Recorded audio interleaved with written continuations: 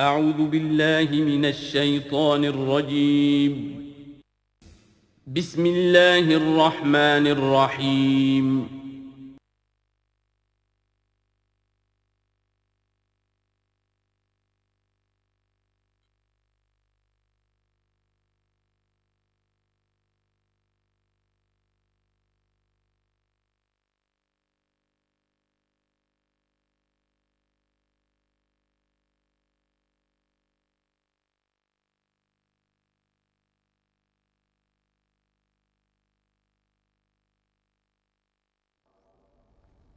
الحمد للہ وکفیٰ والصلاة والسلام علی عبادہ الذین اصطفیٰ خصوصاً علی افضلہم وخاتم النبیین محمد الامین وعلی آلہ وصحبہ اجمعین اما بعد فقد قال اللہ تبارک وتعالی کما ورد فی سورة الزخرف اعوذ باللہ من الشیطان الرجیم بسم اللہ الرحمن الرحیم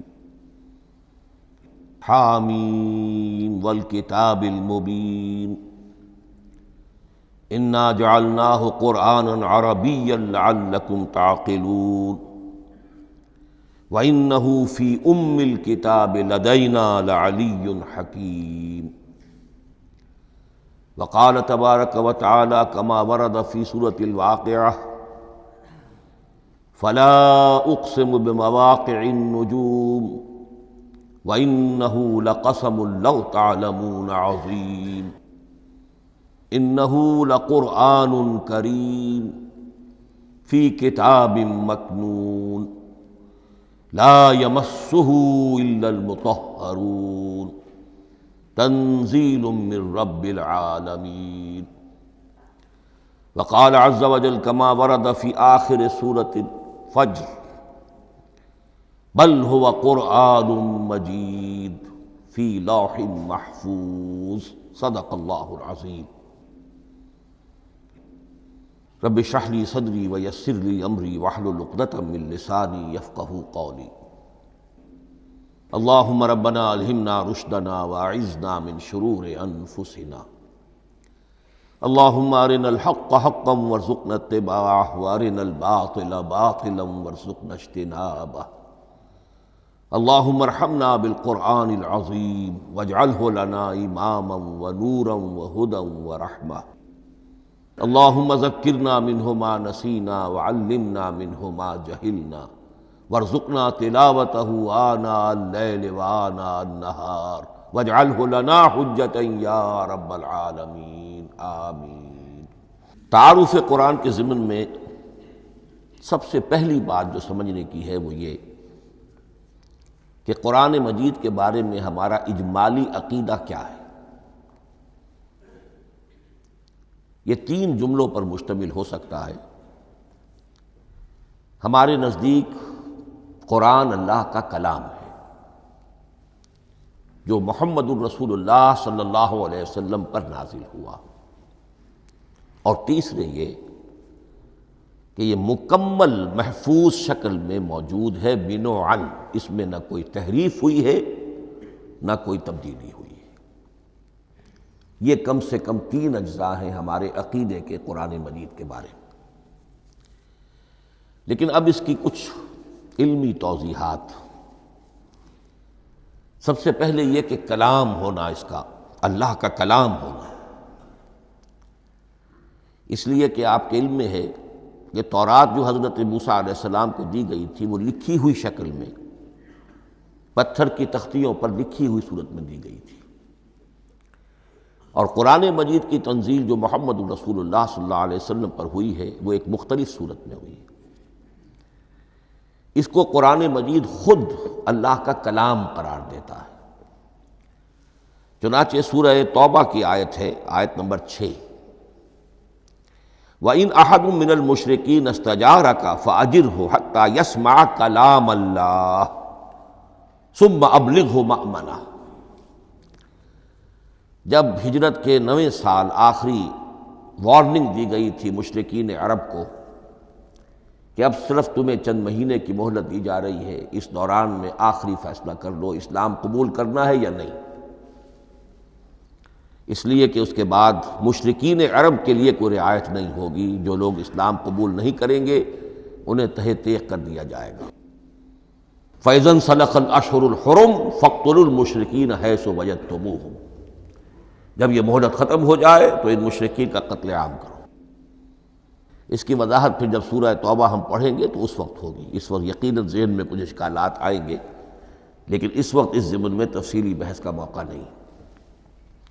اب اس میں ایک استثناء رکھا گیا کہ ایک مشرک ہے، وہ چاہتا ہے کہ اتنا بڑا چیلنج جو ہمیں دے دیا گیا تو ہمیں موقع دیا جائے کہ ہم آئیں، آپ کے پاس بیٹھیں، کچھ دن رہیں، اللہ کا کلام سنیں، آپ کیا بات منوانا چاہتے ہیں، اس کے لیے کیا دلائل ہیں، اس کو اچھی طرح سمجھیں، اس کا ہمیں موقع ہونا چاہیے۔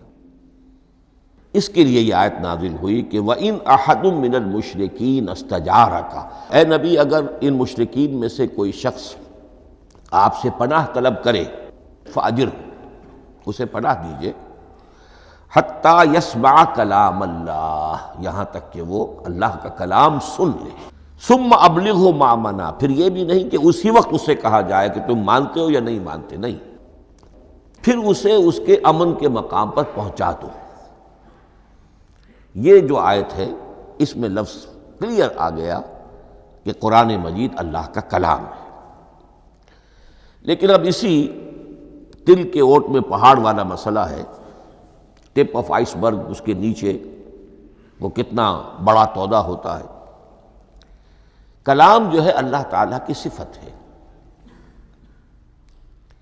اور یہ بڑا مسئلہ گہرا ہے، اور علم کلام کا ایک بڑا پیچیدہ مسئلہ ہے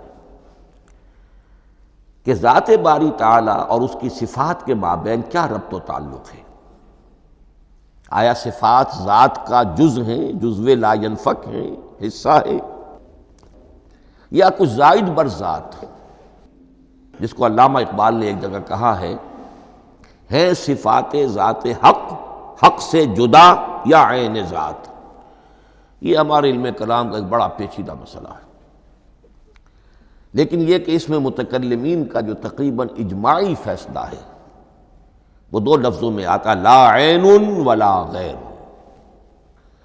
اللہ کی صفات نہ تو اس کی ذات کا عین ہے نہ اس کی ذات سے غیر ہے، بہت پیچیدہ شکل ہے، اور یہ بھی اس وقت کا میرا موضوع نہیں ہے، میں صرف کسی اور موضوع کے لیے صرف حوالے دے رہا ہوں۔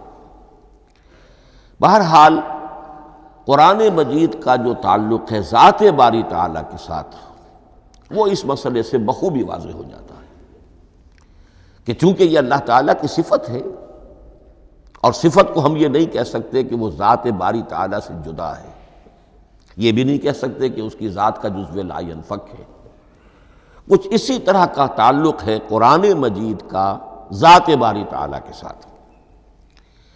لیکن یہ مسئلہ قرآن مجید میں خود بیان ہوا، اور سورہ حشر کی آیت میں تو یہ فرمایا گیا، اللہ تعالیٰ نے اپنے اس کلام کی عظمت کو یوں بیان کیا، وہ عظمت کما ہیا، جیسے کہ وہ فی الواقع ہے، اور جس کا کہ گویا کہ پورا ادراک ہمارے لیے اپنی بہت سی محدودیتوں کی وجہ سے ممکن نہیں ہے، لیکن ایک تمثیل کے پیرائے میں سمجھایا، لو انزلنا ھذا القرآن علی جبل لرأیتہ خاشعا متصدعا من خشیۃ اللہ وتلک الامثال نضربها للناس لعلهم یتفکرون۔ اگر ہم نے اس قرآن کو کسی پہاڑ پر اتار دیا ہوتا تو تم دیکھتے کہ وہ دب جاتا اور پھٹ جاتا اللہ کے خوف سے۔ اور یہ مثالیں ہیں جو ہم لوگوں کے لیے بیان کرتے ہیں تاکہ وہ غور کریں، تدبر کریں، سمجھیں۔ ما لا یدرک کلہ لا یترک کلہ، اگرچہ بتمام و کمال عظمت قرآن کا فہم ان کے لیے ممکن نہیں ہے، لیکن کسی درجے میں تو کچھ انعکاس اس کا ہو جائے، کچھ اندازہ ہو جائے، انسان اپنی ذہنی سطح کے اعتبار سے، اس کی مناسبت سے کسی درجے میں عظمت قرآن کا اندازہ کر لے، تو اللہ تعالیٰ کے ان الفاظ کو سامنے رکھے کہ لو انزلنا ھذا القرآن علی جبل لرأیتہ خاشعا متصدعا من خشیۃ اللہ۔ اب اس آیت کو سمجھنے کے لیے سورہ اعراف کی آیت نمبر 143 کو سمجھنا ہوگا، اسی اصول کے تحت کہ القرآن یفسر بعضہ بعضا، قرآن کا ایک حصہ دوسرے حصے کی تشریح کرتا ہے۔ وہاں یہ واقعہ بیان ہوا ہے کہ حضرت موسیٰ علیہ السلام کو جب اللہ تعالیٰ نے کوہ طور پر طلب فرمایا 30 راتوں کے لیے، جس میں بعد میں 10 کا اضافہ کر کے وہ ایک 40 رات کا ایک کورس بنا، دن رات، اس موقع پر جو مخاطبہ الہی، مکالمہ الہی سے مشرف ہوئے حضرت موسیٰ علیہ السلام، تو ان کی آتش شوق بھڑکی اور انہوں نے بڑی جرأت کر کے یہ درخواست کر دی، رب ارنی انظر الیک، پروردگار مجھے اپنا دیدار بھی عطا فرما، مجھے موقع عنایت فرما، میں تجھے دیکھ سکوں۔ یہ ان کی وہ آتش شوق کا مسئلہ ہے، لیکن جواب کیا ملا؟ لن ترانی، تو مجھے ہرگز نہیں دیکھ سکتے، ولیکن انظر الی الجبل فإن استقر مکانہ فسوف ترانی۔ لیکن ظاہر بات ہے کہ حضرت موسیٰ علیہ السلام کو بات سمجھانے کے لیے کچھ مشاہدہ بھی کرانا تھا۔ فرمایا تم مجھے نہیں دیکھ سکتے، البتہ اس سامنے کے پہاڑ پر نگاہ جماؤ، ہم اس پر اپنی ایک تجلی ڈالیں گے۔ یہ اگلی الفاظ کے اندر وضاحت ہے، میں یہاں پہلے سے بیان کر رہا ہوں سمجھانے کے لیے۔ اگر وہ پہاڑ ہماری اس تجلی کو، تجلی کسے کہتے ہیں؟ جلا، روشنی، تو اللہ تعالیٰ کی طرف سے کوئی خاص اس کے نور کا جب پرتو ہوتا ہے کسی شے پر تو وہ اس کی تجلی ہے۔ ہم اپنی ایک تجلی اس پہاڑ پر ڈالیں گے، اگر وہ اس کو جھیل جائے، اپنی جگہ کھڑا رہ جائے، تو تم سمجھنا کہ شاید تم بھی ہمیں دیکھ سکو۔ فلما تجلی ربہ للجبل، اب یہاں وہ لفظ آ گیا، جب اللہ نے تجلی اپنی پہاڑ پر ڈالی، جعلہ دکا وخر موسیٰ صعقا، وہ پہاڑ ریزہ ریزہ ہو گیا اور حضرت موسیٰ بے ہوش ہو کر گر گئے۔ اب یہ بے ہوش ہو کر گر جانا، جبکہ وہ تجلی براہ راست بھی نہیں ہے، بالواسطہ ہے۔ مشاہدہ جو کر رہے حضرت موسیٰ وہ بالواسطہ ہے، تجلی پہاڑ پر ہے، لیکن یہ کہ اس کا بھی بالواسطہ اس کا جو ہوا ہے، اس کی جو تاثیر ہوئی حضرت موسیٰ علیہ السلام پر کہ وہ اس کی تاب نہ لا سکے اور بے ہوش ہو کر گر گئے۔ یہاں سے یہ بات سمجھ میں آتی ہے کہ یہ تجلی یہ ذات باری تعالیٰ تھی جس نے کوہ طور کو جلا کر بھسم کر دیا یا ٹکڑے ٹکڑے کر دیا، ریزہ ریزہ کر دیا۔ اب ذات الہی کے ساتھ جو تعلق ہے کلام الہی کا، اور یہ صفت جو لا عین ولا غیر کے درجے میں ہے ذات کے ساتھ، تو وہی تاثیر اس کلام الہی کی بھی ہے۔ لو انزلنا هذا القرآن على جبل لرأيته خاشعا متصدعا من خشية الله وتلك الامثال نضربها للناس لعلهم يتفكرون۔ اس حقیقت کو اس دور میں اپنے مطالعے کی محدودیت کا اعتراف کرتے ہوئے عرض کر رہا ہوں کہ میرے نزدیک جس قدر پرشکوہ انداز میں علامہ اقبال نے بیان کیا ہے، اسی کیفیت کو وہ شاید اس کی کوئی مثال نہ مل سکے۔ فاش گویم آنچ در دل مزمرست، یہ کتابیں نیست چیزیں دیگر است، میں صاف ہی کہہ دیتا ہوں جو میرے دل میں چھپی ہوئی بات ہے۔ فاش گویم آنچ در دل مزمرست، یہ کتابیں نیست، اس قرآن کو کتاب نہ سمجھنا، یہ کچھ اور شے ہے، چیزیں دیگر است۔ اب وہ چیزیں دیگر کیا ہے؟ وہی جو میں نے عرض کیا، ذات باری تعالیٰ اور کلام کا صفت باری تعالیٰ ہونا، اس کے بنا پر جو مناسبت ہے، جو قرب ہے، جو مشابہت ہے۔ مثل حق پنہاؤ ہم پیداستو، زندہ و پائندہ و گویاستو۔ اس کلام میں اللہ تعالیٰ کی ساری صفات کا انعکاس موجود ہے۔ یہ بات ویسے بھی سمجھ میں آتی ہے، کوئی شخص ذرا گفتگو کرے، چند جملے جب وہ ادا کرے گا اپنی زبان سے، تو معلوم ہو جائے گا کہ اس کے فہم کا، اس کی دانش کا، اس کے مطالعے کا حدود اربع کیا ہے اور اس کے ذہن کی سطح کیا، سمجھ میں آ جائے گی بات۔ اس لیے کہ کلام جو ہے وہ متکلم کی پوری شخصیت کی عکاسی کر رہا ہوتا. تانت بازی راگ پایا، چند جملے کسی نے کہا، پتہ چل گیا کہ یہ کس سطح کے آدمی ہیں، علمی اعتبار سے، معلوماتی اعتبار سے، تہذیبی اعتبار سے، کلچرڈ ہیں یا نہیں ہیں. یہ ساری باتیں چند جملوں میں واضح ہو جائیں گی. تو اللہ تعالیٰ کی بھی جملہ صفات کا عکس اس قرآن میں موجود ہے.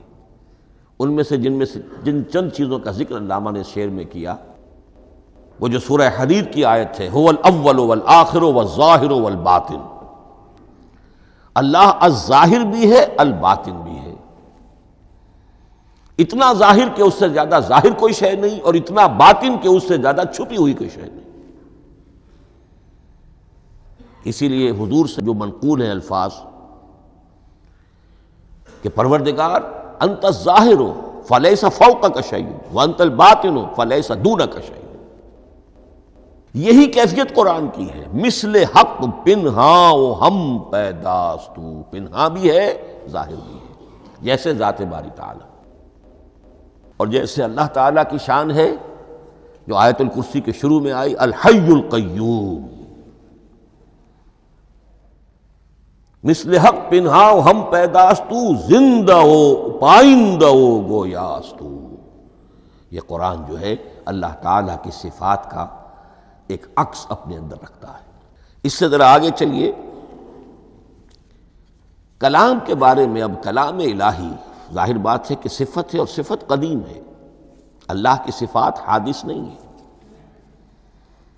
اللہ کی ذات بھی قدیم ہمیشہ سے ہے، اور اس کی صفات بھی قدیم ہمیشہ سے. اور یہ جو کلام الہی ہے، ظاہر بات ہے کہ یہ جو ہماری زبان کے حروف و اصوات ہیں، کلام الہی تو ان سے منزہ ہے، مبرہ ہے، ماورا ہے، اعلیٰ ہے، عرفہ ہے. ہماری زبانوں کے حروف و اصوات، الفابیٹس جگہ جگہ تبدیل ہو جائیں گے. انگریزی کے کچھ اور ہیں، اردو کے کچھ اور ہیں، عربی کے کچھ اور ہیں. کلام الہی ان تمام سے آگاہ، عرفہ، منزہ اور مبرہ ہے. یہ کلام الہی جب بھی نازل ہوا ہے، ظاہر بات ہے حضرت موسیٰ پر اگر کتاب اتاری گئی وہ بھی علم الہی سے آئی، لیکن وہ عبرانی زبان میں آئی. حضرت عیسیٰ علیہ السلام پر انجیل اتاری گئی، ہم یقین سے نہیں کہہ سکتے، دو میں سے کسی ایک زبان میں اتاری گئی ہوگی، یا عبرانی ہوگی، اس لیے کہ شام کے جس علاقے میں، فلسطین کے جس علاقے میں ان کی پیدائش ہوئی اور جہاں وہ دعوت و تبلیغ کے لیے گھومتے رہے، اس کے عوام کی زبان تھی آرامی، اور خواص کی زبان تھی عبرانی، ہیبریو. تو یا تو وہ بھی تورات کی طرح عبرانی ہی میں نازل ہوئی تھی، یا آرامی میں ہوگی. لیکن اب کوئی نسخہ نہ ہیبریو کا، کوئی قدیم نسخہ دنیا میں موجود ہے، نہ آرامی کا. جو سب سے پرانا نسخہ ملتا ہے انجیل کا، وہ اس کا ترجمہ ہے، لیٹن زبان کا ترجمہ ہے یا گریک ترجمہ ہے، اصل کوئی نہیں. بہرحال جب وہ کلام الہی محمد الرسول اللہ پر نازل ہوا، اب اس نے حروف و اصوات کا وہ جامہ پہنا کہ جو عربی زبان کے ہیں. یہی وجہ دیکھیے، میں نے جو آیت سورہ حامیم، یہ جو سلسلہ سور ہے اس میں سے سورہ زخرف کی آیت جو میں نے آپ کو سنائی، حامیم والکتاب المبین انا جعلناہ قرآنا عربیا لعلکم تعقلون. ہم نے بنا دیا ہے اپنے اس کلام کو قرآن عربی، اس کو عربی حروف و اصوات کا جامہ ہم نے پہنا دیا ہے. انا جعلناہ قرآنا عربیا لعلکم تعقلون، کہ چونکہ مخاطب اول جو قوم تھی امیین، ان کی زبان عربی تھی، لعلکم تعقلون، تاکہ تم اس کو سمجھ سکو. اب اس سے آگے چلیے. اصل قرآن مجید کے 3 مقامات سے معلوم ہوتا ہے. اصل قرآن اللہ کے پاس ہے. یہ قرآن جو ہمارے پاس ہے، مصحف عثمان رضی اللہ تعالی عنہ، یہ اس قرآن کی مصدقہ نقل ہے. اصل قرآن کہاں ہے؟ ایک جگہ فرمایا بل ہوا قرآن مجید فی لوح محفوظ، لوح محفوظ میں ہے، اصل قرآن وہاں ہے۔ اسی طریقے سے اسی سورہ زخرف کی اگلی آیت کیا ہے؟ ہم نے اسے عربی قرآن بنا کر اتارا، لیکن اصل قرآن کیا ہے؟ وَإِنَّهُ فِي أُمِّ الْكِتَابِ لَدَيْنَا لَعَلِيٌّ حَكِيمٌ، حقیقت میں تو یہ ام الکتاب میں ہے جو ہمارے پاس ہے، اور علی ہے بہت بلند، حکیم بڑی حکمت والا، یا محکم مضبوط۔ حکیم کے دونوں معنی ہیں۔ استحکام بھی اسی ہے کاف اور میم کے مادے سے بنا ہے، کسی شے کا پختہ ہو جانا، مضبوط ہو جانا، اور عقل کی پختگی وہ حکمت ہے، وہ دانائی ہے۔ اس اعتبار سے نوٹ کیجئے اصل قرآن کہاں ہے؟ لوح محفوظ میں۔ اصل قرآن کہاں ہے؟ ام الکتاب میں۔ اسی کو کہا گیا ہے ایک اور مقام پر فی صحف مکرمۃ مرفوعۃ مطہرۃ بأیدی سفرۃ کرام بررہ۔ یہ قرآن، اصل قرآن تو بڑے صحیفوں میں، ان صحیفوں میں ہے، ان صفحات میں ہے، ان اوراق میں ہے، جس کی شان کیا ہے؟ مکرمۃ، جن کی انتہائی تعظیم کی جاتی ہے، مطہرۃ، نہایت پاک صحیفے، فی صحف مکرمۃ مرفوعۃ، بلند و بالا، مطہرۃ بِأَیْدِی سفرۃ کرام بررہ، ان فرشتوں کے ہاتھ میں جو بہت باعزت، بہت اونچے درجے کے، ان کے ہاتھوں میں ہے۔ وہ لوگ ہیں کہ جن کی تحویل میں ہے یہ کلام پاک، فی صحف مکرمۃ مرفوعۃ مطہرۃ بِأَیْدِی سفرۃ کرام بررہ۔ اب اسی کو بیان کیا ہے سورہ واقعہ میں، فلا اقسم بمواقع النجوم، تو نہیں، میں قسم کھاتا ہوں ستاروں کے ڈوبنے کی جگہ کی۔ وَإِنَّهُ لَوْ تَعْلَمُونَ لَقَسَمٌ عَظِيمٌ، وَإِنَّهُ لَقَسَمٌ لَوْ تَعْلَمُونَ عَظِيمٌ، اور اگر تم جان سکتے تو یہ بہت بڑی قسم ہے جو ہم نے کھائی ہے، بہت بڑی گواہی ہے جو ہم نے پیش کی ہے۔ اب تدریجاً اس کا انکشاف ہو رہا ہے۔ یہ آج جو تصور ہے بلیک ہولز کا، اس سے کچھ اندازہ ہوتا ہے یہ ستارے کہاں ڈوب جاتے ہیں۔ بڑے بڑے ستارے نسیم منسیہ ہو جاتے ہیں، ستارے نہیں، پوری گیلیکسیز اس میں گم ہو جاتے ہیں۔ وہ مقبرے ہیں بڑی بڑی گیلیکسیز کے۔ فلا اقسم بمواقع النجوم وانہ لقسم لو تعلمون عظیم انہ لقرآن کریم، یہ قرآن ہے بہت باعزت، فی کتاب مکنون، اور یہ اس کتاب میں جو چھپی ہوئی ہے۔ یہ لؤلؤ مکنون کا لفظ آتا ہے قرآن مجید میں، جیسے موتی ہوتے ہیں انہیں چھپا کر رکھا جاتا ہے ڈبیوں میں، مخملی ڈبیوں کے اندر موتیوں کو، اسی طریقے سے فی کتاب مکنون لا یمسہ الا المطہرون، وہ صحیفے بھی بہت مطہرہ تھے اور ان کو چھو نہیں سکتے مگر وہی جو انتہائی پاک ہیں، ملائکہ مقربین، جن کے قریب سے بھی ہو کر معصیت یا گناہ کا کوئی تصور تک نہیں گزر سکتا، وہ ہیں جو اس کو چھوتے ہیں، ان کے ہاتھوں میں ہے، ان کی تحویل میں ہے۔ یہ ہے وہ چیزیں کہ جس سے اندازہ ہوا کہ اصل قرآن کہاں ہے۔ یہ جو ہمارے پاس ہے در حقیقت یہ نقل مطابق اصل ہے، مصدقہ نقل ہے۔ اب اس میں آپ سے عرض کر دوں کہ ایک بہت خوبصورت بات ہمیں جو ملتی ہے، تورات میں جو استثناء، جو صفر استثناء ہے، ڈیوٹرانومی، اس کے 18ویں باب میں 18ویں اور 19ویں آیات جو ہیں اس میں ذکر موجود ہے، میں ان کے لیے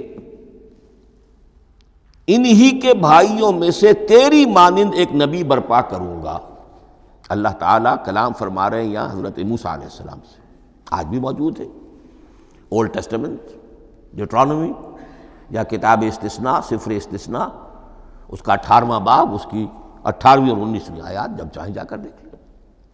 میں ان کے لیے ان کے بھائیوں ہی میں سے تیری مانند ایک رسول اٹھاؤں گا، میں ان کے لیے انہی کے بھائیوں میں سے تیری مانند ایک نبی برپا کروں گا اور اپنا کلام اس کے منہ میں ڈالوں گا، اور جو کچھ میں اس سے کہوں گا وہی وہ ان سے کہے گا۔ یہ ہے جو پیشین گوئی ہے محمد الرسول اللہ صلی اللہ علیہ وسلم کی۔ اور یہاں وہ فرق واضح کر دیا گیا، اے موسیٰ تم سے تو یا تو ہم نے کلام کیا ہے یا تمہیں جو کتاب دی ہے وہ لکھی ہوئی دی ہے، لیکن جو نبی تیری ہی مانند میں برپا کروں گا۔ اب اس میں بھی نوٹ کرنے کی بات ہے کہ حضرت موسیٰ کے مشابہ نبی اکرم صلی اللہ علیہ وسلم کے سوا کوئی نبی نہیں۔ صاحب کتاب وہ بھی تھے، صاحب کتاب محمد بھی ہیں، صاحب امت وہ بھی تھے، اور صاحب امت محمد رسول اللہ تیری مانند۔ صاحب شریعت، حضرت عیسیٰ صاحب شریعت نہیں تھے، شریعت موسوی ہی کو نافذ کرنے کے لیے آئے تھے۔ ان کی حیثیت دین موسوی کے مجدد کی تھی، ویسے نبی تھے، اللہ کے فضل و کرم سے نبی تھے، اس میں کوئی شک نہیں، رسول تھے، لیکن یہ کہ ان کے کام کی نوعیت کیا تھی، اس لیے کہ کوئی نئی شریعت لے کر نہیں آئے۔ اب بھی انجیل میں الفاظ موجود ہیں، don't think I have come to destroy law, the Mosaic law جسے یہ کہتے ہیں، شریعت موسوی، وہ تم پر نافذ رہے گی، تم اس کی پابندی کرو گے، چونکہ صاحب شریعت رسول یا موسیٰ یا محمد صلی اللہ علیہ وسلم علیہ الصلوۃ والسلام۔ تو میں ان کے بھائیوں میں سے، اب بھائی کون ہوں گے؟ ظاہر بات ہے بنی اسرائیل، ان کے کزنز کون ہیں؟ بنی اسماعیل۔ بنی اسرائیلی تو جو بھی نبی ہے وہ انہی میں سے ہے، ان کے بھائیوں میں سے، تو بھائی تو ہوگا، ان کا کزن ہوگا، اب وہ کون ہے؟ بنی اسماعیل۔ تو ان کے بھائیوں میں سے گویا کہ غیر اسرائیلی جو ان کے قریب ترین قرابت دار ہوں گے وہ بنو اسماعیل ہیں۔ تیرے مانند صاحب شریعت نبی میں برپا کروں گا، لیکن اس پر جو میرا کلام اترے گا وہ کس شکل میں اترے گا؟ میں اپنا کلام اس کے منہ میں ڈالوں گا، اور پھر وہ جو کچھ کہے گا وہ وہی کہے گا جو میں نے کہا ہے۔ اب اس کے حوالے سے ایک بہت اہم بات سمجھ لیجئے، اور قرآن مجید کے 2 اہم مقامات کی وضاحت اس سے ہو جائے گی۔ یہ کلام اللہ، قرآن مجید میں اس کو قول جبرائیل بھی کہا گیا ہے۔ کلام اللہ حضرت جبرائیل کے ذریعے سے جب ادا ہوا ہے تو قول جبرائیل ہے، اور پھر جب وہ محمد الرسول اللہ کی زبانی ادا ہوا تو قول رسول ہے، قول محمد ہے صلی اللہ علیہ وسلم۔ یہ قول اللہ بھی ہے، قول جبرائیل بھی ہے، اور قول محمد بھی ہے بیک وقت۔ یہ بات دیکھیے سورۃ تکویر، اذا الشمس کورت، انہ لقول رسول کریم ذی قوت عند ذی العرش مکین مطاع ثم امین وما صاحبکم بمجنون۔ یہ یہاں پر حضرت جبرائیل کا ذکر ہو رہا ہے۔ وما ہوا بقول شیطان الرجیم، محمد تک اس قرآن کو لانے والا تو وہ بلند پائے کا فرشتہ ہے، یہ کوئی شیطان رجیم نہیں ہے، اس لیے کہ مکے والوں نے کہہ دیا تھا ہو سکتا ہے کوئی بدروح آئی ہو محمد پر، اور اس بدروح نے کوئی الٹی سیدھی بات سکھا دی ہو، نہیں۔ انہ لقول رسول کریم، یہاں رسول کریم کون ہے؟ حضرت جبرائیل۔ انہ لقول رسول کریم ذی قوت عند ذی العرش مکین، بڑی قوت والا اور جس کا بڑا اونچا مقام اور مرتبہ ہے عرش والے کے قریب۔ ذی قوت عند ذی العرش مکین مطاع ثم امین، وہ فرشتوں کے مطاع ہیں، فرشتے ان کی اطاعت کرتے ہیں، فرشتوں کے سردار ہیں، اور پھر ساتھ ہی پورے امین ہیں، جبرائیل امین، یہ ہم لفظ استعمال کرتے ہیں۔ اور اس کے بعد آگے جا کے فرمایا وما ہوا بقول شیطان الرجیم، یہ کسی شیطان رجیم کا قول نہیں ہے۔ اب یہاں اس سورہ تکویر میں قرآن کو قول جبرائیل قرار دیا گیا، لیکن سورۃ الحاقہ میں چلیے اس کے آخر میں آتا ہے انہ لقول رسول کریم وما ہوا بقول شاعر قلیلا ما تؤمنون ولا بقول کاہن قلیلا ما تذکرون تنزیل من رب العالمین۔ یہاں اب رسول کریم سے مراد محمد الرسول اللہ صلی اللہ علیہ وسلم۔ یہ کسی شاعر کا قول نہیں ہے، کسی کاہن کا قول نہیں ہے، یعنی جس کے زبانی یہ قرآن لوگوں کے سامنے آ رہا ہے۔ جبرائیل کا قول ہو کر تو محمد پر نازل ہوا صلی اللہ علیہ وسلم، لیکن اب لوگوں کے سامنے وہ قول محمد بن کر آ رہا۔ انہ لقول رسول کریم وما هو بقول شاعر قلیلا ما تؤمنون ولا بقول کاہن قلیلا ما تذکرون تنزیل من رب العالمین۔ تو قرآن مجید کلام اللہ ہے، پھر وہ قول جبرائیل بنا جب جبرائیل نے آ کر محمد کو سنایا، اور پھر وہ قول محمد بنا جب محمد کی زبان مبارک سے لوگوں نے اسے سنا، اہل عرب نے سنا، اور پھر وہ بات پھیلتی چلی گئی۔ اب آخری بحث اس موضوع پر جو ہے وہ یہ ہے، کلام الہی کی 3 صورتیں ہیں جو قرآن مجید میں سورہ شورى کی آیت نمبر 51 میں بیان ہوئی ہے۔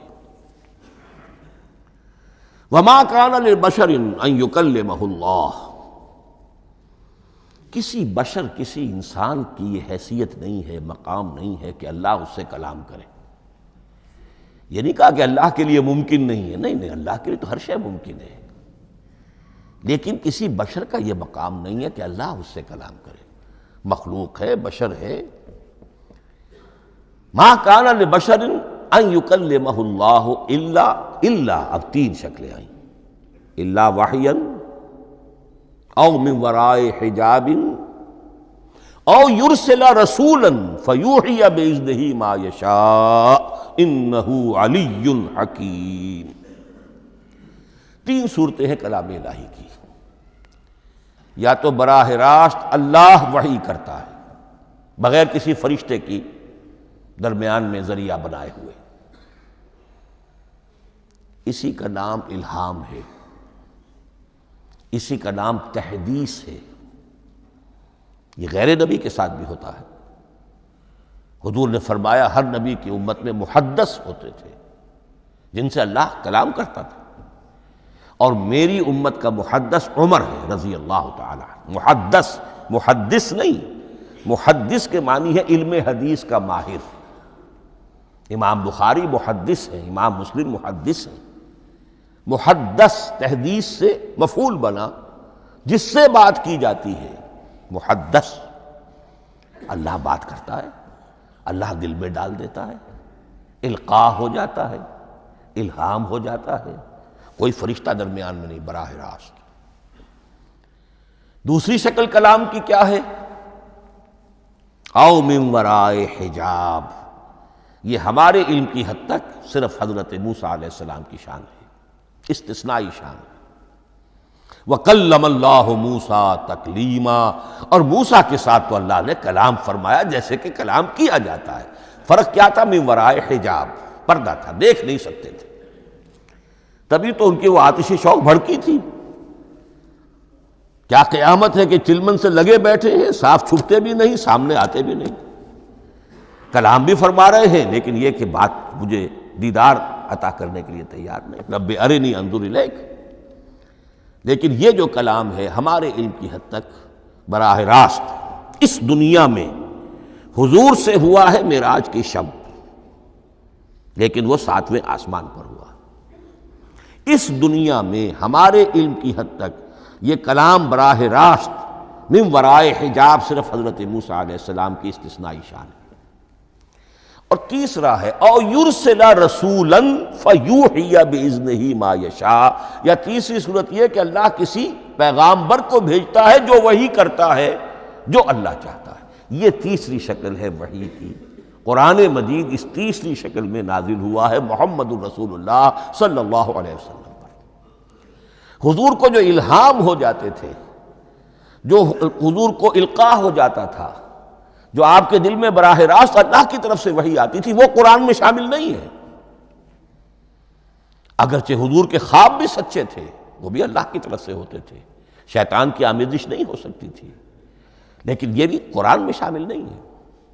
قرآن میں شامل ہے تیسری قسم کی وحی، او یرسل رسولا، پھر ہم بھیجتے ہیں ایک پیغامبر کو فرشتوں میں سے۔ اللہ یستفی من الملائکۃ رسلا ومن الناس، اللہ چن لیتا ہے فرشتوں میں سے بھی اپنا پیغامبر اور انسانوں میں سے بھی۔ تو فرشتے کے ذریعے سے ایک فرشتہ جو اللہ سے لیتا ہے اور انسان رسول انسان تک پہنچا دیتا ہے۔ اب وہ رسول انسان، رسول بشر جو ہے وہ اپنے ہم نوع ہم جنس لوگوں کو پہنچاتا ہے۔ تو اللہ یستفی من الملائکۃ رسلا ومن الناس، یہاں وہی بات فرمائی، او یرسل رسولا فیوحی باذنہ ما یشاء، پھر وہ وحی کرتا ہے اللہ کے حکم سے جو اللہ چاہتا ہے۔ یہ کلام الہی کی یہ تیسری شکل ہے جو محمد الرسول اللہ صلی اللہ علیہ وسلم پر نازل ہوا، اور وہ ہے قرآن حکیم۔ اب ایک اور بحث جو علمی ہے وہ یہ ہے کہ حضور پر جو اس کا نزول ہوا اس کی کیفیات کیا تھی۔ دو الفاظ استعمال ہوتے ہیں، انزال بھی اور تنزیل بھی۔ ان دونوں میں فرق کیا ہے اس کو نوٹ کر لینا چاہیے۔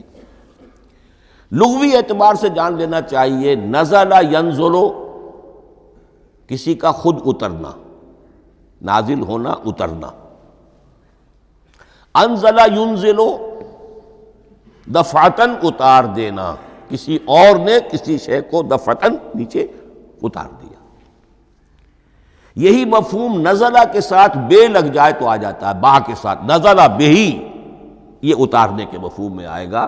لفظی ترجمہ یہ بھی کر سکتے وہ اترا اس شے کے ساتھ۔ نزلہ بہ الروح الامین، اس کو لے کر نازل ہوا خود روح الامین فرشتہ علی قلبک، اے محمد صلی اللہ علیہ وسلم آپ کے قلب مبارک پر۔ تو نزلہ بے اور انزال اس کے معنی ایک ہی ہے، لیکن اگلا لفظ ہے تنزیل، نزل ینزل تنزیلا، اس کے معنی ہے رفتہ رفتہ، تدریجاً، نجماً نجماً، تھوڑا تھوڑا کر کے، وقفے وقفے سے اتارنا۔ جیسے عربی میں اعلام کہیں گے کسی کو کچھ بتا دینا، باخبر کر دینا، مطلع کر دینا، بھائی مطلع کر دیا میں نے، اب تم جانو تمہارا کام، یہ اعلام کہلائے گا۔ تعلیم کسے کہتے ہیں؟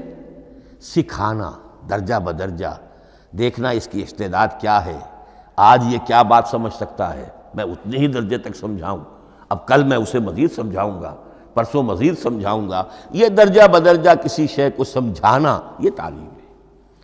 تو انزل ینزل انزالا، یہ ہے اتار دینا دفعتاً، اور نزل ینزل تنزیلا، یہ ہے تدریجاً اتارنا۔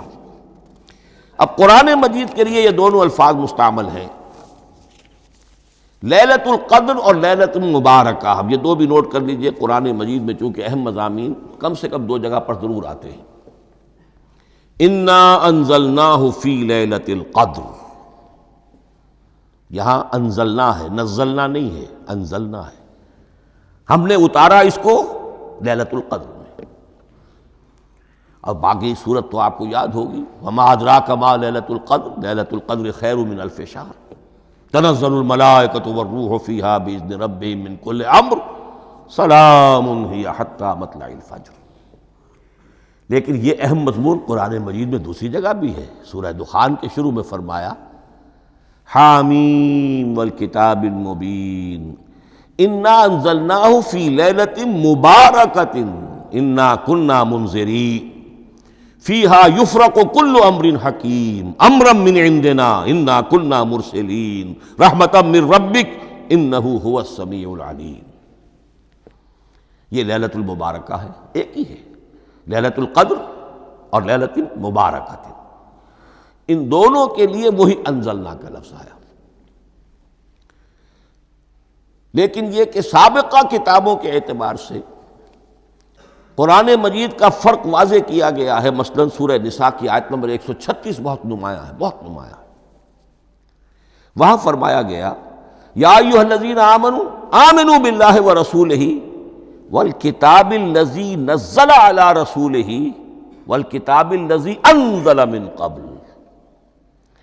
اے ایمان کے دعوے دارو، حقیقتاً ایمان لاؤ، ایسے ایمان لاؤ جیسے ایمان لانے کا حق ہے، اللہ پر بھی اور اس کے رسول پر بھی، اور اس کتاب پر بھی جو اللہ نے اپنے رسول پر نازل فرمائی، اور اس کتاب پر بھی جو اللہ نے پہلے نازل فرمائی۔ لیکن نازل کے لیے یہاں آیا حضور کے لیے والکتاب الذی نزل علی رسولہ، تنزیل کی شکل میں، اور تورات کے لیے والکتاب الذی انزل من قبل، وہ تو دفعۃ واحدا لکھی ہوئی تختیوں کی شکل میں حضرت موسیٰ علیہ السلام کو دے دی گئی تھی۔ تو یا ایھا الذین آمنوا آمنوا باللہ ورسولہ والکتاب الذی نزل علی رسولہ والکتاب الذی انزل من قبل۔ یہ جو تنزیل ہوئی ہے حضور پر، یعنی لیلۃ القدر میں جو رمضان مبارک میں ہے، پورا قرآن لوح محفوظ سے، کتاب مکنون سے، ام الکتاب سے نقل کر کے اتار دیا گیا سمائے دنیا تک۔ پہلا آسمان جسے ہم کہتے ہیں سمائے دنیا، وہ آسمان جو قریب ترین ہے دنیا کے، وہاں سے اب یہ درجہ بدرجہ تھوڑا تھوڑا چند آیتیں، چند سورتیں، پھر آیتیں، پھر سورتیں، یہ نازل ہوا محمد الرسول اللہ صلی اللہ علیہ وسلم پر۔ گویا کہ پہلا مرحلہ انزال کا ہے، پورا قرآن لوح محفوظ یا کتاب مکنون یا ام الکتاب سے نقل کر کے اتار دیا گیا سمائے دنیا تک۔ یہ ہے انزل ینزل انزالا، انا انزلناہ فی لیلۃ القدر انا انزلناہ فی لیلۃ مبارکہ۔ لیکن محمد الرسول اللہ پر یہ نازل ہوا اب تھوڑا تھوڑا، نجمن نجمن، درجہ بدرجہ، تدریجاً۔ یہ ہے تنزیل۔ اس تنزیل کی حکمت قرآن مجید میں بیان ہوئی ہے، اور اس اعتبار سے کہ اہل عرب نے، اہل مکہ نے اعتراض کیا تھا کہ یہ پورا قرآن کیوں نہیں محمد ایک ہی مرتبہ پیش کر دیتے صلی اللہ علیہ وسلم۔ اس میں جو چیز مضمر تھی وہ یہ تھی کہ چونکہ یہ حقیقت میں اللہ کا کلام نہیں ہے، یہ محمد کا اپنا کلام ہے، تو کوئی شاعر دنیا میں ایسا نہیں ہے جو ایک دم اپنا پورا دیوان دے دے۔ وہ تو ساری عمر میں تھوڑا تھوڑا، آج غزل کہی، کل قصیدہ کہا، پرسوں کچھ اور کہا، پھر وہ جمع ہوتا ہے تو وہ دیوان بنتا ہے۔ اسی طریقے سے تو یہ کر رہے ہیں۔ اگر یہ اللہ کا کلام ہوتا تو بیک وقت آ جاتا۔ یہ تو ذرا محنت کرتے ہیں، کچھ اس کے اندر اس کو اپنی محنت سے کوشش کر کے کچھ موضوع کرتے ہیں، کلمات، الفاظ، اور اس طریقے سے رفتہ رفتہ لے کر آ رہے ہیں۔ اس لیے ان کا اعتراض نقل ہوا ہے یہ، وَقَالَ الَّذِينَ كَفَرُوا لَوْلَا نُزِّلَ عَلَيْهِ الْقُرْآنُ جُمْلَةً وَاحِدَةً، انہوں نے کیوں نہیں اترا یہ قرآن پورا کا پورا ایک ہی بار؟ یہ اعتراض تھا۔ اس اعتراض کے جو جوابات دیے گئے ہیں وہ نوٹ کیجئے کہ لوگوں کے حق میں یہ مفید ہے، یہ پورے قرآن کا تحمل ایک وقت میں کر نہیں سکتے۔ یہ پورا قرآن تو ایک ہی مرتبہ اگر پہاڑ پر بھی اتار دیا جاتا تو وہ پھٹ جاتا، دب جاتا۔ وَقُرْآنًا فَرَقْنَاهُ لِتَقْرَأَهُ عَلَى النَّاسِ عَلَى مُكْثٍ وَنَزَّلْنَاهُ تَنزِيلًا، سورہ بنی اسرائیل آیت 106۔ یہ وہ قرآن ہے جس نے ہم نے جس کو ٹکڑے ٹکڑے کر کے، فرق نہ ہو، فرق توڑ دینا، تھوڑا تھوڑا کر کے ہم نے کر دیا، لِتَقْرَأَهُ عَلَى النَّاسِ عَلَى مُكْثٍ، تاکہ آپ اسے پڑھ کر سنائے لوگوں کو وقفے وقفے سے، تاکہ وہ سہار سکیں، سنبھال سکیں، برداشت کر سکیں۔ وَنَزَّلْنَاهُ تَنزِيلًا، اسی وجہ سے ہم نے اسے نازل کیا ہے بطرز تنزیل، بطرز انزال نہیں، بطرز تنزیل۔ وَقُرْآنًا فَرَقْنَاهُ لِتَقْرَأَهُ عَلَى النَّاسِ عَلَى مُكْثٍ وَنَزَّلْنَاهُ تَنزِيلًا۔ ایک حکمت تو ہو گئی عوام کے لیے، ایک حکمت خود رسول کے لیے صلی اللہ علیہ وسلم۔ كَذَلِكَ لِنُثَبِّتَ بِهِ فُؤَادَكَ وَرَتَّلْنَاهُ تَرْتِيلًا۔ اب ذرا نوٹ کیجئے، قلب محمدی کے لیے بھی اس پورے کلام کا ایک دم سہار آسان کام نہیں تھا۔ یہ اس لیے، یہ اسی سورہ الفرقان کی جو آیت کا میں نے ایک حصہ آپ کو سنا دیا تھا، اسی کے اندر اس کا جواب آیا ہے، اسی آیت میں، آیت نمبر 32 ہے یہ سورہ فرقان کی۔ وَقَالَ الَّذِينَ كَفَرُوا لَوْلَا نُزِّلَ عَلَيْهِ الْقُرْآنُ جُمْلَةً وَاحِدَةً، یہ اعتراض ہے۔ جواب کیا ہے؟ كَذَلِكَ لِنُثَبِّتَ بِهِ فُؤَادَكَ، ہم نے یہ اس لیے کیا ہے نبی کہ اس کے ذریعے سے آپ کے دل کو ٹھہراؤ اور جماؤ عطا کرے۔ یہ ایک دم اس کا اتر جانا، اِنَّا سَنُلْقِي عَلَيْكَ قَوْلًا ثَقِيلًا، بڑا بھاری بوجھ ہے، ناقابل برداشت ہے، تاکہ رفتہ رفتہ آپ کا دل، اس کے اندر تقویت بڑھتی چلی جائے، اس کے اندر اور اس کا تحمل جو ہے، اس کی صلاحیت بڑھتی چلی جائے۔ كَذَلِكَ لِنُثَبِّتَ بِهِ فُؤَادَكَ وَرَتَّلْنَاهُ تَرْتِيلًا، اسی لیے ہم نے تھوڑا تھوڑا کر کے نازل کیا ہے۔ ولا یاتونک بمثل الا جئناک بالحق واحسن تفسیرا، ساتھ ہی فرمایا کہ یہ لوگ جو بھی اعتراض کریں گے ہم اس کا جواب بھی اور بہترین تعویل بھی آپ کو دے دیں گے۔ اب اگلی بحث یہ ہے یہ قرآن کب اور کہاں نازل ہوا۔ یہ عام معلوماتی شے ہے، اس میں کوئی پیچیدگی نہیں ہے، لیکن اس کی اہمیت ہے بہت ضروری ہے، وہ میں انشاءاللہ اگلی بحث میں جب کہ قرآن کے سمجھنے کے جو اصول ہیں ان کو بیان کروں گا تو وضاحت سے بات آئے گی۔ یہ کہ یہ عام معلوماتی ایک ہمارے ذہن میں خاکہ رہنا چاہیے، زمان و مکان کا کیا رشتہ ہے قرآن کے ساتھ۔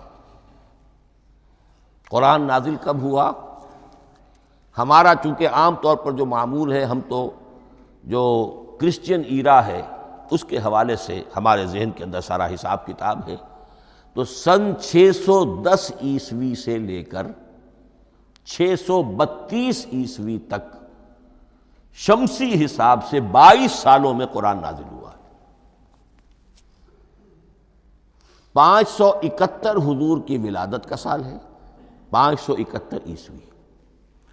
610 میں آپ 39 سال کے ہوئے، لیکن قمری حساب سے 40 کے ہو چکے۔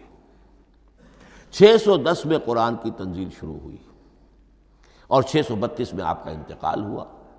22 برس زمانی اعتبار سے نقشہ ذہن میں رکھیے، اور اسے ہم اگر دوسرے حساب سے کہیں گے تو عام الفیل، وہ جو ابرہہ آیا تھا بیت اللہ کو ڈھانے کے لیے، وہ سال عربوں میں بہت مشہور ہو گیا تھا، اور وہی سال حضور کی ولادت کا ہے، تو عام الفیل ہی میں حضور کی ولادت ہوئی، لہذا 40 عام الفیل میں قرآن مجید کا نزول شروع ہوا، اور 11 ہجری تک یہ 23 برس بنتے ہیں قمری حساب سے۔ ایک رائے یہ بھی ہے کہ قرآن کا نزول 20 برس میں ہوا ہے، اور اس میں وضاحت یہ ہے کہ پہلے 3 سال اللہ تعالیٰ نے ایک فرشتے کو حضرت اسرافیل علیہ السلام کو مامور کیا تھا حضور کی تعلیم پر۔ دنیاوی اعتبار سے حضور نے کوئی تعلیم حاصل نہیں کی، آپ امی تھے، آپ نے دنیاوی اعتبار سے کسی کے سامنے زانو تلمس طے نہیں کیا، کہیں کوئی تعلیم حاصل نہیں کی، کہیں کوئی تحصیل علم نہیں کی، لیکن اللہ تعالیٰ نے علمہ شدید القویٰ، اللہ تعالیٰ نے جو کچھ انہیں سکھایا ہے، جو علم انہیں عطا کیا ہے، تو ایک روایت یہ ہے کہ 3 برس تک، اور اس کے بعد پھر قرآن نازل ہونا شروع ہوا تو 20 برس تک قرآن نازل ہوا۔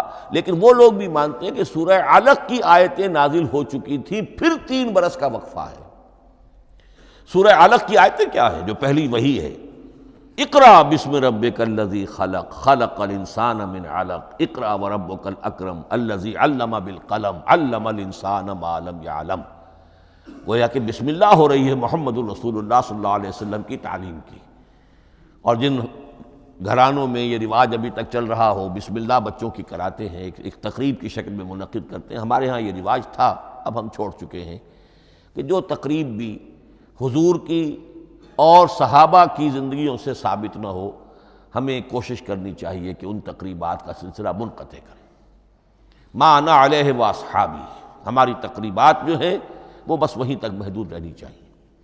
بہرحال وہ جو ایک چلتی ہے روایت، 4 سال 4 مہینے 4 دن کا بچہ یا بچی ہو تو بسم اللہ یہی آیتیں پڑھی جاتی ہیں، پڑھ تو نہیں سکتا، انگلی رکھ کر پڑھانے والا کوئی عالم دین بیٹھ جاتا ہے سامنے، وہ نہا دھو کر بچہ یا بچی بیٹھی ہوئی ہے، اور اس کو اقرأ بسم ربک الذی خلق خلق الانسان من علق اقرأ وربک الاکرم الذی علم بالقلم علم الانسان ما لم یعلم۔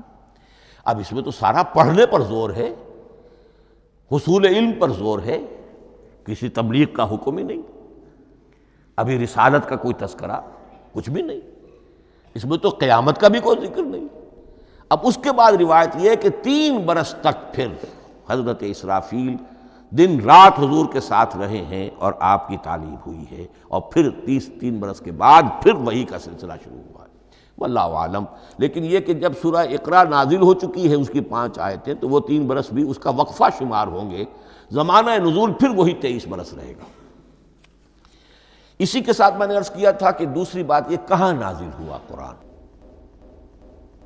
ایک لفظ میں تو یہ سمجھ لیجئے یہ حجاز میں نازل ہوا۔ حجاز جزیرہ نما عرب کا ایک خاص حصہ ہے، پہاڑی سلسلہ، یوں سمجھ لیجئے، اس کو ذہن میں رکھیے۔ جزیرہ نما عرب جو ہے وہ شمال سے جنوب کی طرف چوڑا ہوتا جاتا ہے، شمال میں شام اور عراق کی طرف جاتا ہے تو وہ تنگ ہے، پھر نیچے چوڑا ہو رہا ہے۔ اس کا جو مغربی ساحل ہے جس پر جدہ کی بندرگاہ بھی ہے، ینبو کی بھی ہے، اس کے کہیں وہ ایک میدان شروع ہوتا ہے ساحل سے، کہیں وہ بہت مختصر ہے، کہیں خاصا چوڑا ہے، اس کو کہتے ہیں تہامہ۔ پھر ایک پہاڑی سلسلہ ہے، اس کو کہتے ہیں حجاز۔ یہ پہاڑی سلسلہ جو ہے اس کے بعد جو ہے وہ نجد کہلاتا ہے، وہ سطح مرتفع ہے، پلیشو۔ تو یہ تین حصے ہیں جزیرہ نما عرب کے جغرافیائی اعتبار سے، اور حجاز کہتے بھی ہیں پردے کو، حاجزن، پردہ جو دو چیزوں کے درمیان حائل ہو جائے۔ تو یوں سمجھیے کہ یہ فلیٹ ہے نجد کا، اور یہ فلیٹ ہے میدان، یہ ہے تہامہ کا، اور درمیان میں یہ پہاڑی سلسلہ کھڑا ہوا ہے، تو یہ گویا کہ ان دونوں کو جدا کر رہا، یہ حجاز ہے۔ اس حجاز ہی کا شہر مکہ ہے، اس حجاز ہی کا شہر مدینہ ہے، اس حجاز ہی کا شہر طائف ہے، اس حجاز ہی کی آخری ٹپ سمجھ لیجئے تبوک ہے۔ تو حضور صلی اللہ علیہ وسلم کی پوری زندگی آغاز وحی کے بعد سے لے کر وہ اسی علاقے کے اندر، پہلے آپ مکے میں تھے، قرآن مجید کی جو صورتیں اس دور میں نازل ہوئیں یا آیتیں نازل وہ مکیات کہلاتی ہیں۔ پھر آپ نے ہجرت کی، اور ہجرت کر کے جب آپ جا رہے تھے اس دوران میں بھی کچھ قرآن نازل ہوا اثناء ہجرت میں۔ پھر آپ مدینے تشریف فرما ہوئے، اب وہ ہم کہتے ہیں مدنی قرآن، لیکن مدنی قرآن سارا مدینے میں نازل نہیں ہوا۔ آپ کبھی جا رہے کسی مہم پر، کسی جنگ کے لیے، غزوہ بدر کے لیے آ گئے ہیں، تو وہاں جو آیات نازل ہو رہی ہیں وہ مدینے میں تو نہیں ہو رہی۔ براڈ تقسیم تو یہی ہے، مکی مدنی۔ ہجرت سے قبل جو کچھ نازل ہوا وہ مکی، ہجرت کے بعد جو کچھ نازل ہوا وہ مدنی۔ لیکن صرف مدنی کہنا صحیح نہیں ہے، اثناء سفر تبوک، اتنا طویل سفر ہے آپ کا، اس کے دوران آتے جاتے قرآن نازل ہوتا رہا۔ لیکن یہ بات نوٹ کر لیجئے کہ پورا قرآن حجاز ہی میں نازل ہوا ہے، یہ تمام شہر، یہ تمام علاقہ حجاز کہلاتا ہے۔ ایک اور بحث جو ہم اسی اپنی پہلی نشست میں مکمل انشاءاللہ کر لیں گے، وہ ہے محفوظیت قرآن کی بحث۔ میں نے عرض کیا تھا کہ تین چیزوں پر ہمارا عقیدہ مشتمل ہے۔ یہ اللہ کا کلام ہے، نمبر ایک، نازل ہوا محمد الرسول اللہ پر صلی اللہ علیہ وسلم، اسی لیے ہم نے کلام سے متعلق کچھ مباحث علمی گہرائی میں اتر کر وہ سمجھے، حضور پر اس کے نزول، انزال اور تنزیل کے مختلف مراحل کو سمجھا۔ اب اس کی محفوظیت کے اعتبار سے واقعہ یہ ہے کہ واحد کتاب ہے پوری دنیا میں، واحد کتاب جس کے بارے میں دشمن بھی تسلیم کرتے ہیں، چاہے وہ اسے اللہ کا کلام نہ مانے، لیکن یہ مانتے ہیں کہ بعین ہی وہ شے جو محمد نے اپنی امت کو دی تھی آج بھی امت کے پاس صحیح موجود ہے۔ ظاہر بات ہے اگر تو اسے اللہ کا کلام مانے، وہی مانے، تب تو مسلمان ہی ہو گئے۔ وہ تو یہی کہتے ہیں کہ بہرحال محمد نے چاہے خود لکھا، تصنیف کیا، جو بھی کچھ کیا اس کو چھوڑ دیجئے، لیکن جو شے محمد نے اپنی امت کو دی تھی صلی اللہ علیہ وسلم، بعین ہی وہ شے موجود ہے۔ تو یہ محفوظیت قرآن کی جو ہے، جبکہ کوئی اور دنیا کی کتاب اس کی مدعی ہی نہیں۔ تورات والوں کا سرے سے یہ دعویٰ ہی نہیں ہے، وہ تورات تو گم ہو گئی تھی نبوکدنضر کے حملے کے وقت، اس کے بعد سے دنیا میں تورات کا وجود نہیں ہے، اور پھر 100 برس کے بعد اپنی یادداشتوں سے مرتب کی ہے یہ تورات جو آج ہمارے سامنے ہے۔ انجیل کا جیسا کہ میں عرض کر چکا ہوں، کوئی نسخہ جو ہے نہ عبرانی کا موجود ہے نہ آرامی زبان کا ہے، دنیا کی کوئی کتاب نہیں جو دعویٰ کر سکتی ہو۔ یہ قرآن جو شروع ہوتا ہے ذالک الکتاب لا ریب فیہ، یہ دعویٰ دنیا کی کسی اور کتاب نے خود کیا بھی نہیں۔ اس کی بھی جس قدر پرشکوہ الفاظ میں علامہ اقبال نے اس کی ترجمانی کی ہے، انہی کا حصہ ہے۔ حرف اورا ریب نئے، تبدیل نئے، آیاش شرمندہ تعویل نئے۔ اس قرآن کے کسی حرف میں کوئی تحریف ہو جانا نہیں، امکان ہی نہیں، قطعی طور پر۔ کسی لفظ کا بدل دیا جانا نہیں، حرف اورا ریب نئے، تبدیل نئے۔ اس میں کسی کا شک پر مبنی ہونا نہیں. آیش شرمندہ تعویل نئے، اس کی آیت کوئی بھی ایسی نہیں جسے تروڑا مروڑا جا سکے، یہ اپنی حفاظت خود کرتی ہے. لا یاتیہ الباطل من بین یدیہ ولا من خلفہ، حامیم السجدہ کی آیت نمبر 42. اس پر باطل حملہ آور ہو ہی نہیں سکتا. انا نحن نزلنا الذکر وانا لہ لحافظون، ہم ہی نے یہ الذکر نازل کیا ہے اور ہم ہی اس کی حفاظت کرنے والے ہیں. جہاں تک پہلے ٹکڑے کا تعلق ہے اس آیت مبارکہ کا، اس میں تو تورات بھی آئے گی. تورات کس نے نازل کی؟ اللہ نے نازل کی. انجیل کس نے نازل کی؟ اللہ نے نازل کی. انا انزلنا التوراۃ فیہا ھدی ونور، یہ سورہ مائدہ میں الفاظ ہیں. انجیل کے بارے میں بھی ہم نے انجیل عطا کی عیسیٰ کو، فیہ ھدی ونور. لیکن یہ کہ انا نحن نزلنا الذکر، اس کو اس قدر تاکید کے ساتھ کہہ کر وَإِنَّا لَهُ لَحَافِظُونَ، اور ہم ہی اس کے محافظ ہیں. لیکن اس موضوع پر اہم ترین مقام جو ہے قرآن مجید کا، وہ سورہ قیامہ کی یہ آیات ہے. لا تحرک بہ لسانک لتعجل بہ. جب قرآن نازل ہوتا تھا حضور جلدی جلدی زبان کو حرکت دیتے تھے، یاد کر لیں، مبادا کہیں بھول جاؤ، مبادا کوئی لفظ جو ہے تبدیل ہو جائے. یہ مشقت جو آپ جھیل رہے تھے، اس سے اللہ نے روک دیا از راہ شفقت اور محبت. لا تحرک بہ لسانک لتعجل بہ ان علینا جمعہ وقرآنہ، ہمارے ذمے ہے اس کو جمع کر دینا، آپ کے سینے میں جمع کر دیں گے اس کو. اور صرف جمع کرنا نہیں، قرآن ترتیب. قرآن ہوتا ہے پڑھا جاتا ترتیب سے، یعنی ترتیب نزولی. یہ بعد میں ہماری علیحدہ بحث بھی آئے گی کہ ترتیب نزولی اور ہے، ترتیب مصحف اور ہے. یہ ترتیب بھی ہم کروا دیں گے، یہ بھی ہمارے ذمے ہے. ان علینا جمعہ وقرآنہ فاذا قرأناہ فاتبع قرآنہ. پھر جب ہم جس ترتیب سے پھر آپ کو پڑھائیں، اسی ترتیب کی پیروی کیجیے. یہ جو ہے کہ قرآن کا جمع اور تدوین، یہ بھی اللہ تعالیٰ نے اس کی ضمانت لی، اور اس کی ترتیب بھی اللہ تعالیٰ ہی کی ضمانت سے ہے. اس اعتبار سے محفوظیت قرآن کے یہ دونوں پہلو ہمارے سامنے رہنے چاہیے.